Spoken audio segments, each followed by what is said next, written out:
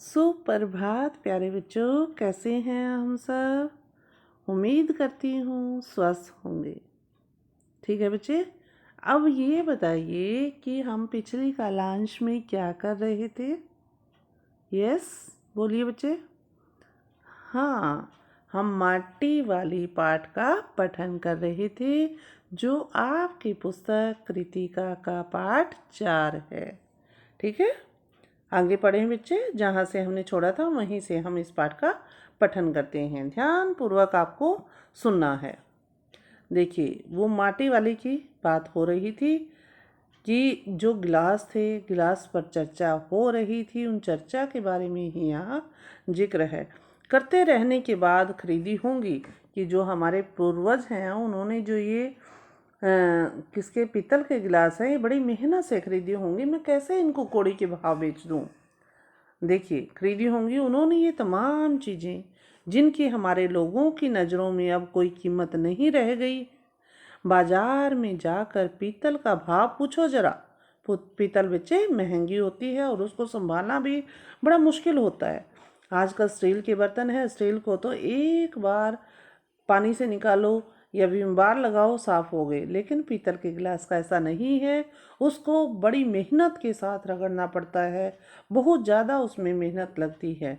इसलिए लोग उन चीज़ों को अब पसंद नहीं करते, क्योंकि लोगों के पास अब क्या है, समय का अभाव है, समय की कमी है। और उन पीतल के बर्तनों को रगड़ने में, साफ करने में समय लगता था। और पहले की जो औरतें थी वो जॉब में नहीं जाती थी, कहीं नौकरी पेशे के लिए नहीं जाती थी, घर का काम ही करती थी, तो वो बैठ के आराम से उन बर्तनों को घिसती रहती थी।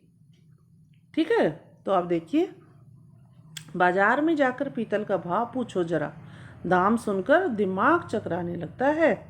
और ये व्यापारी हमारे घरों से हराम के भाव इकट्ठा करके ले जाते हैं कि बर्तन तो खरीद लेते हैं हमसे, लेकिन उनके पैसे बहुत कम देते हैं।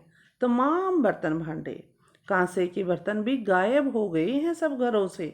तो वो कहती हैं कि पीतल के नहीं, कांसे के भी बर्तन भी अब घरों से गायब होने लगते, क्योंकि उन सबको समय लगता है मांजने में। इतनी लंबी बात नहीं सोचते बाकी लोग।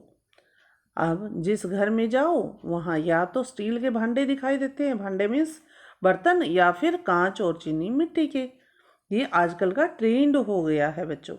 या तो घरों में स्टील के बर्तन मिलेंगे, या कांच के, या चीनी मिट्टी के। अपनी चीज़ का मोह बहुत बुरा होता है। किसी भी चीज़ से मोह होना, प्यार होना, लगाव होना। मैं तो सोचकर पागल हो जाती थी हूँ कि अब इस उम्र में इस शहर को छोड़कर हम जाएंगे कहाँ। ठकुराइन जी जो जमीन जायदाद के मालिक हैं, वे तो कहीं ना कहीं ठिकाने पर जाएंगे ही। पर मैं सोचती हूँ मेरा क्या होगा। मेरी तरफ देखने वाला तो कोई भी नहीं है। ये किस किस के बीच में छात्रों वार्तालाप हो रही है? माटी वाली और ठकुराइन के बीच में, जहाँ पर वो बैठकर चाय पी रही है। चाय पीते पीते वो आपस में बातें कर रही हैं। ठीक है, चाय खत्म कर माटी वाली ने एक हाथ में अपना कपड़ा उठाया, दूसरे में खाली कंटर, और खोले से बाहर निकलकर सामने के घर में चली गई। उसे क्योंकि किसने बुलाया था वहाँ पर? एक लड़की जो आई थी उसने बुलाया था कि मेरी माँ ने आपको बुलाया है। तो वो चाय अपनी ख़त्म करती है ठकुराइन के घर और वहाँ पर जाने के लिए तैयार हो जाती है। खुली से बाहर निकल सामने के घर में चली गई। उस घर में भी कल हर हालत में मिट्टी ले जाने के आदेश के साथ उसे 2 रोटियां मिल गई। वहाँ भी उसको 2 रोटी मिल जाती है। उन्हें भी उसने अपने कपड़े के एक दूसरे छोर में बांध लिया। एक कपड़े में तो पहले एक रोटी बांधी थी, अब दूसरे किनारे में भी उसने एक रोटी बांध ली। लोग जाने तो जाने कि वह ये 2 रोटियां अपने बुढ़े के लिए ले जा रही है।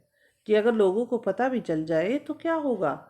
उनको यही होगा ना कि ये रोटियां तो मैं अपने पति के लिए, जो बूढ़ा है, जो घर पर है, जो बीमार है, उसके लिए ले जा रही हूँ।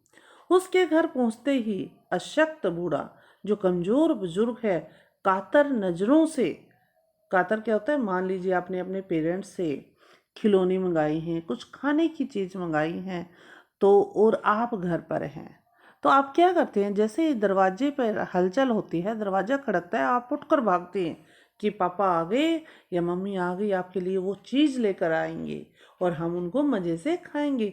ऐसा ही जो बुजुर्ग था, जो बूढ़ा था, जो उसका पति था, वो भी बीमार था और वो लेटा हुआ था, तो वो कातर नज़रों से उनको देख रहा था कि वो कब आएगी और कब मुझे रोटी देगी। वह घर में रसोई बनने का इंतजार करने लगता है। आज वह घर पहुंचते ही 3 रोटी अपने बूढ़े के हवाले कर देगी। 3 रोटियां कौन सी हो गई? जो पहले घर में उसको 2 मिली थी, एक उसने चाय के साथ खा ली थी, और जब दूसरे घर में जाती है तो 2 रोटियां वहां से मिलती है। टोटल कितनी हो गई? 3 रोटियां। ठीक है, रोटी अपने बूढ़े के हवाले कर देगी। रोटियों को देखते ही चेहरा खिल उठेगा बूढ़े का। वो मन ही मन में सोच रही है कि मैं जाते ही 3 रोटियां दे दूंगी और वो खुश हो जाएंगी। साथ में ऐसा भी बोल दूंगी, साग तो कुछ है नहीं अभी, कि अभी सब्जी नहीं है, और तब उसे जवाब सुनाई देगा, भूख मीठी कि भोजन मीठा।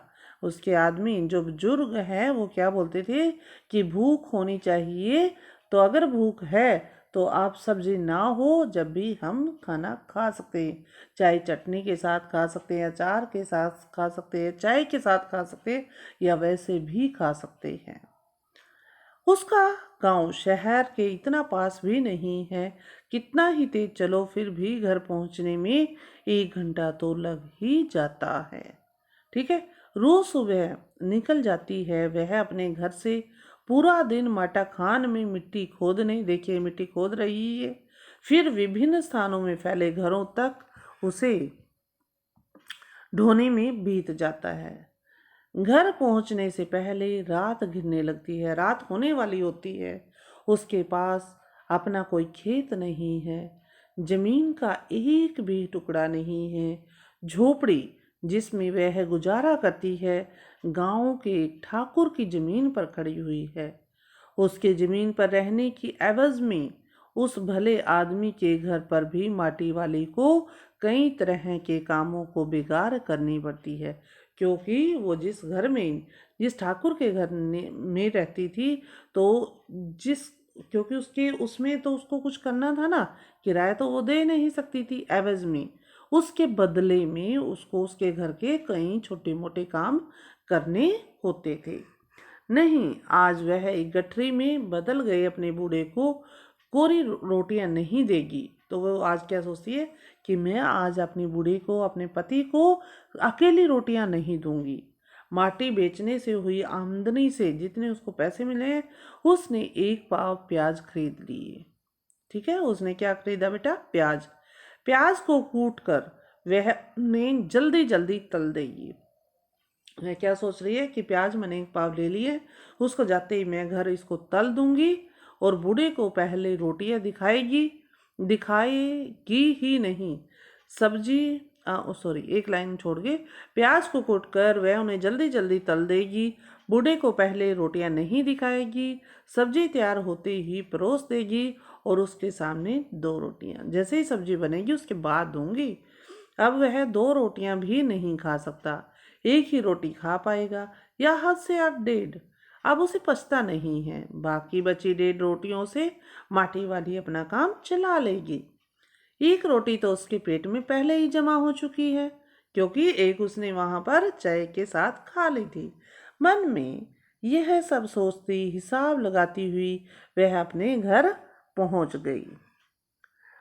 उसके बूढ़े को अब रोटी की कोई जरूरत नहीं रह गई थी। क्यों बच्चों? क्यों नहीं रह गई थी? माटी वाले के पैरों की आहट सुनकर हमेशा की तरह आज वह चौंका नहीं। जैसे ही उसकी आवाज सुनता था, पैरों की आहट, तो वो उठ खड़ा होता था, लेकिन आज ऐसा नहीं हुआ। उसने अपनी नजरें उसकी ओर नहीं घुमाई, देखा भी नहीं। घबराई हुई माटी वाली ने उसे छू कर देखा, वह अपनी माटी को छोड़कर जा चुका था छात्रों। जब तक वो माटी वाली घर पहुंची, उसकी मृत्यु हो चुकी थी बेटा। टिहरी बांध पुनर्वास, पुनर्वास मीन्स दोबारा से बनने के साहब ने उससे पूछा कि वह रहती कहाँ है। जो टिहरी बांध का वहाँ पर एक साहब रहता था, एक मालिक जो रहता था, उसने उससे पूछा माटी वाली से कि तुम कहाँ रहती हो, तुम तहसील से अपने घर का प्रमाण पत्र ले आना। ठीक है, उसने उस बूढ़ी को कहा कि जहाँ रहती हो उसका एक सर्टिफिकेट होता है, वो ले आना। मेरी जिंदगी तो इस शहर के तमाम घरों में माटी देते गुजर गई साहब। माटी कहाँ से लाती हो? माटा खान से लाती हूँ साहब। वह माटा खान चढ़ी है तेरे नाम, कि वो नाम है तेरे जहाँ से माटी लाती है? उसका कोई आपके पास सर्टिफिकेट है कि ये तेरे नाम है जहाँ से तू मिट्टी खोदती है? अगर है तो हम तेरा नाम लिख देते हैं। माटा खान तो मेरी रोजी है साहब। तो वो क्या बोलती है, मैं वहाँ से मिट्टी खरीदती हूँ, खोदती हूँ और लेकर आती हूँ साहब, ये मेरी रोजी का काम है। बुढ़िया, हमें ज़मीन का कागज़ चाहिए, रोजी का नहीं। क्योंकि कुछ ऐसे इंसान होते हैं जिनको सिर्फ अपने काम से मतलब होता है, उनके अंदर इंसानियत नहीं होती। उन्होंने उनको क्या बोला कि मुझे कुछ नहीं चाहिए, मुझे क्या चाहिए, ज़मीन के कागज़ चाहिए जहाँ से तुम मिट्टी खोदती हो। ठीक है, देखिए ये जो मज़ा इस चटनी रोटी प्याज में है वो मज़ा 56 भोग में नहीं है। अगर बुजुर्ग के घर या किसी गरीब के घर जाइए, वो रोटी और चटनी भी बड़े चाव से खाते हैं। और जो अमीर लोग हैं, चाहे उनके सामने 56 प्रकार का खाना रख दीजिए, वो चुनिंदा लोग हैं उसी में ही नकल करना शुरू कर देते हैं। ठीक है, आगे देखिए। बांध बनने के बाद मैं कहाँ जाऊंगी साहब? तो वो क्वेश्चन करती है। इस बांध का फैसला तो हम नहीं कर सकते, इस बात तो मुझे खुद की ही जय करनी पड़ेगी। टिहरी बांध की 2 सुरंगों को बंद कर दिया गया है। उसमें जो सुरंग थी उनको बंद कर दिया गया। शहर में पानी भरने लगा है। शहर में आपाधापी मची है। आपाधापी मीन्स कि जो जिसको मिल जाए वो उसको हड़प ले जाए। शहरवासी अपने घरों को छोड़कर वहां से भागने लगे हैं। पानी भर जाने से सबसे पहले कुल शमशान घाट डूब गई हैं। कि सबसे पहले जो पानी आया है वहां पर क्या हुआ है, जो शमशान घाट थे वो पानी से भर चुके हैं। माटी वाली अपनी झोपड़ी के बाहर बैठी है। ये देखिए बच्चों, गांव के हर आने जाने वाले से एक ही बात कहती जा रही है। क्या कहती है बच्चों? देखिए, दिल को हिला देने वाली बात है कि गरीब आदमी का शमशान नहीं उजड़ना चाहिए। ठीक है, कि गरीब आदमी के पास जो थोड़ा बहुत कुछ है उसका वो नहीं छीनना चाहिए। जिस प्रकार उसकी झोपड़ी छिन गई, ठीक है, और जहाँ से वो माटी लेकर आती थी, माटी खान ले लिया गया, तो वो बेचारी बैठी हुई दरवाजे के सामने रोती हुई हर गांव आने जाने वालों से एक ही बात कहती है कि गरीब आदमी का शमशान नहीं उजड़ना चाहिए। छात्रों, ये था पाठ माटी वाली, जो आपने 2 कालांश में सुना। पहले में आधा पाठ हम पढ़ चुके थे, आज हमने दूसरे कालांश में इस पाठ का समापन किया है। उम्मीद करती हूँ आपको ये पाठ समझ आया होगा।